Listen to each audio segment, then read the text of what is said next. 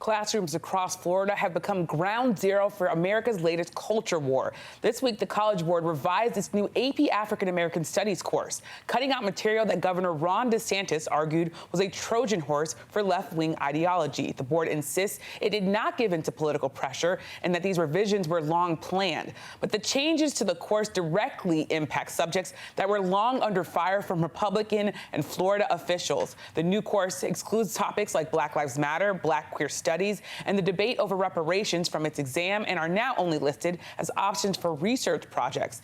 This week, Ron DeSantis also announced he plans to ban state universities from spending funds on diversity, equity, and inclusion initiatives.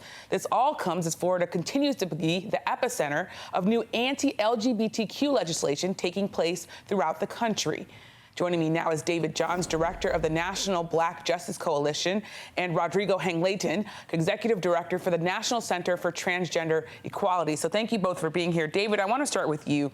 The College Board is saying we did not give in. Other people, critics of this, are saying you watered this down to make sure that the Republican, including Ron DeSantis, that they were happy. What do you make of the consequences of this, the impact this could have, especially on students who are talking about their lived experiences? Yeah, I appreciate the question and want to name how frustrated I am that we're talking about this in Black History Month and not all of the good Black news we could be talking about. The spirit of James Baldwin is with me, who talked about to be Black and relatively conscious in America, so almost always be in a constant state of rage.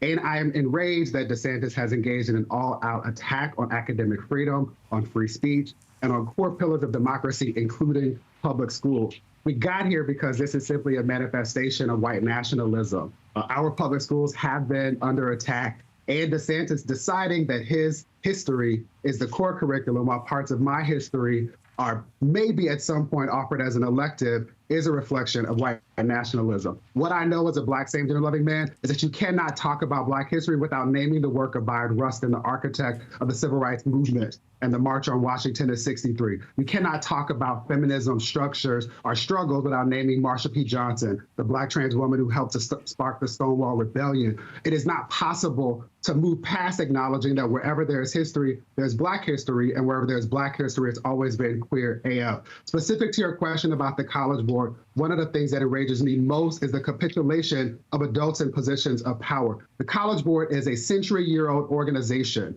that decided to engage in this process being politically ignorant to the fact that DeSantis has created conditions that make it difficult for teachers to want to teach these topics to begin with. That's created conditions where libraries have emptied shelves because they are worried about tripping over an intentionally vague policy. We should all be concerned because at the core, this is about disrupting democracy and preventing the kind of civil discourse that so many people in DeSantis' party privilege when they talk about freedom of speech.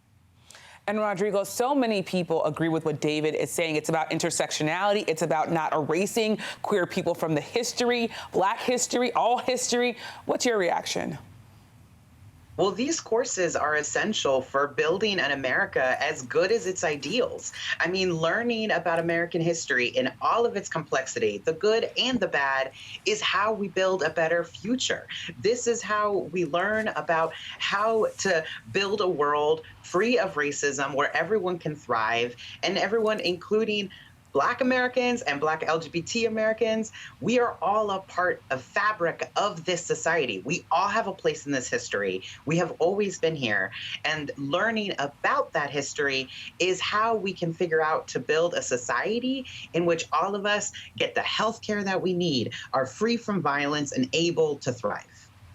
And Rodrigo, I also want to ask you about this Florida policy where high school students may now may soon be required to report their menstrual history to their schools. Talk to me about how that could be problematic and how that could be traumatizing for a community that is already dealing and struggling with so much. Well, it's absolutely an invasion of privacy, and I think that that's obvious to all of us when we think about young people having to report on private medical information like that. What is motivating this is an attempt to restrict transgender young people from being accepted. You know, this is not just about politics. This is about something much bigger, and it's that transgender people are becoming increasingly accepted in our society, which is a great thing. You know, more and more Americans are realizing that, hey, they know somebody who's trans. Maybe their neighbor is transgender, or maybe their kid is coming out as transgender, and that's okay and that deserves to be celebrated. But anti-LGBTQ ideologues who long fought us on marriage equality are terrified of that future. They are terrified of a society in which everyone is accepted like that, and they are trying to figure out how do they turn back that tide. So they are going after transgender young people as a way to undermine support for LGBT people across the board. And what is so tragic about this is they are going after the most vulnerable in our community. You know, transgender kids are kids, and they, like every other child, deserves love and respect. So to see elected officials who are supposed to be leaders weaponizing vulnerable young people like this is really heartbreaking to see.